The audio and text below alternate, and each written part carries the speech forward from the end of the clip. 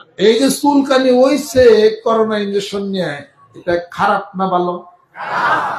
খারাপ কিনা? নো, খারাপ না ভালোই।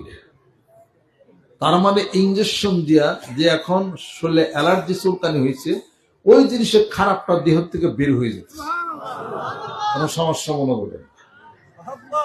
ডরাইন না, ডরাইলে কোন ডর বাড়বো, ডরাইন না, কোনো ডর না। আল্লাহ জিকির করেন। নিম পাতা জাল দিয়া গরম পানি হালকা যখন গরম গরম থাকবে, বেশি গরম না, ওইটাতে গোসল করবেন, এক চাক আদা খাইবেন, শেষ।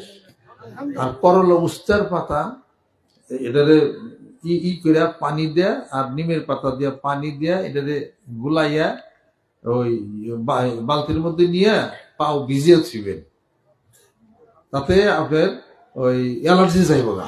সুবহানাল্লাহ। কেন যাবে বলবো নি, কারণ নিমের পাতা আর হলো উস্তার পাতা দুটেই হলো তিতা। তিতা অ্যালার্জির জার্মকে নির্মূল করে দেয়।